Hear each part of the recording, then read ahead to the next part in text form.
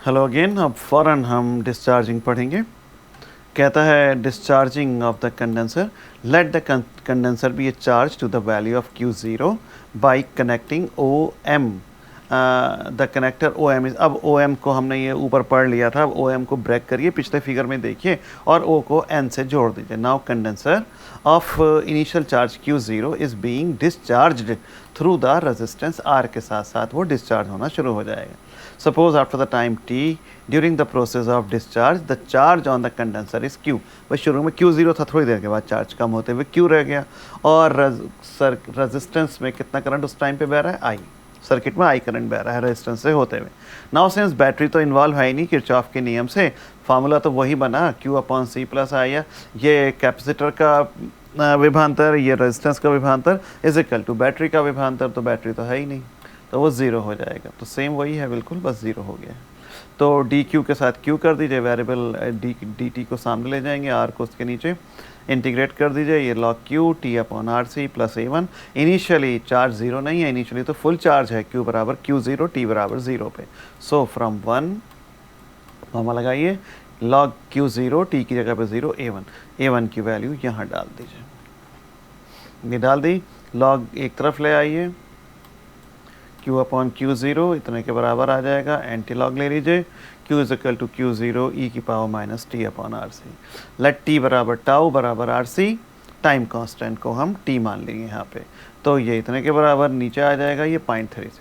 तो मतलब time constant RC वो समय है जिसमें वैल्यू डिस्चार्ज होते होते अपनी अधिकतम वैल्यू का कितना कम हो गया है? 36.2%। That is time constant RC of a RC circuit may be defined as the, ये वो समय है in which the charge of the condenser fall हो जाता है कितने से? 1/E। कैपिटल नहीं है यार बच्चा, बिल्कुल ही 1/e। ये 1/e मतलब 0.362 times it's initial value during the process of discharging. Discharging के प्रोसेस के टाइम पे ये अधिकतम वैल्यू का 1/E हो जाता है। Clearly charge decreases exponentially during the discharge, exponentially गिरता है धीरे धीरे E की वैल्यू के साथ, स्ट्रेट लाइन में नहीं गिरेगा। It's value depend upon the value of the time constant RC। Equation 7 shows the transient response, यही e⁻ T/RC, यही transient response. The steady state component is 0, अंत में वैल्यू 0 हो जानी है। द करंट किसी भी टाइम पे I = dQ/dt, इसको डिफ्रेंशिएट कर दीजिए, -1/RC बाहर आ जाएगा, कॉमन लीजिए, Q0 की जगह कॉमन के बाहर लीजिए, Q0 की जगह पे C माइनस E/ इतना, तो I = I0/I0 क्या होता है? E/R। अरे पोटेंशियल बटे रेजिस्टेंस यार, ये मैक्सिमम करंट की वैल्यू होती है। इट इज़ क्लियर दैट जब T हम 0 करेंगे शुरू में यहाँ पे, तो I की वैल्यू कितनी है? -I0, और जब T इन्फिनिटी गुजर चुकेगा तो I की वैल्यू 0, अंत में 0। स्टेडी स्टेट जब भी तो यहाँ पे 0 है, आपने लिखा नहीं, ये 0 है steady state, steady state component 0। अब न्यूमेरिकल कैपेसिटी, एक कैपेसिटर जिसकी कैपेसिटी 0.5 माइक्रोफैरड है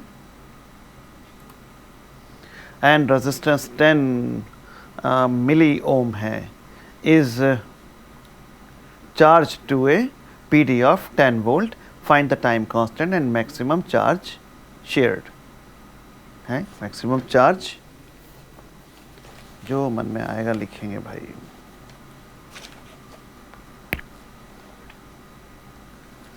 .5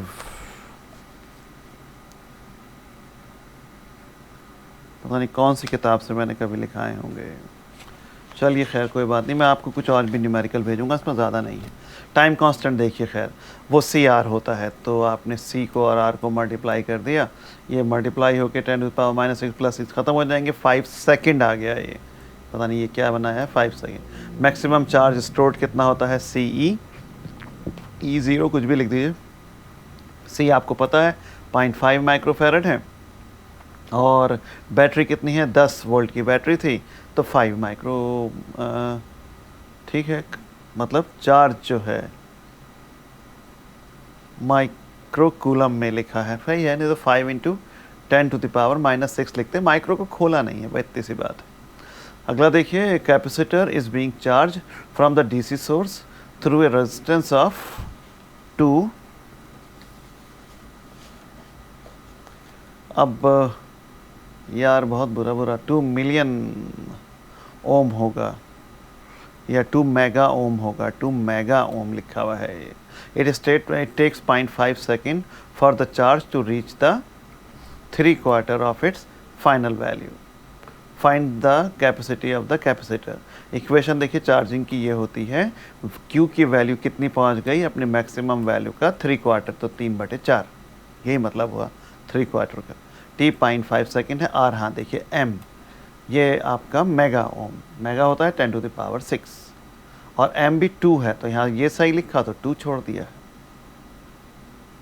2 मेगा ओम, तो 2 × 10⁶। ये वैल्यू सब यहाँ पे डाल दीजिए इक्वेशन नंबर 1 में। Q की जगह पे आप वैल्यू डालिए 3/4 Q0, ये ऐसे ही रहेगा 1 - e⁻ -t/RC। तो बस Q0 से Q0 कटा, सॉल्व होके ये e⁻ -t/RC 1/4 आ गया। दोनों तरफ लॉग ले लीजिए, तो ये इतने के बराबर, तो यहाँ से C के लिए सॉल्व कर दीजिए, t/log4 बेस ही रह जाएगा। वैल्यू भर दीजिए 0.5, R तो है ही 2 मेगा ओम, तो 2 × 10⁶ हो जाएगा। log4 बेस ही है, तो 2.3 के साथ 2 स्क्वायर को 2 log 2 करा, 2.3 से मल्टीप्लाई करके बेस इसकी आपने 10 में बदल दी, और ये 0.30 log 2 की वैल्यू, और मल्टीप्लाई करने पर इतने के बराबर ये आ जाएगा। मुझे बिल्कुल भी अच्छे नहीं लगे ये दो न्यूमेरिकल, मैं आपको अभी बाकी न्यूमेरिकल भेजता हूँ फ़ौरन इस लेक्चर के बाद। और इस तरीके से ये यूनिट आपकी पूरी हो गई। भाई नारियल ज़रूर चढ़ा देना आज, क्योंकि ये काम बहुत बड़ा हो गया। ये तो ऐसे यूनिट चिपक गई हमारी ज़िंदगी में कि कुछ हद ही नहीं। बहुत लंबी यूनिट थी ये, बहुत सारे मुझे लेक्चर बनाने पड़ गए इसके, और आपको पढ़ने पड़ गए।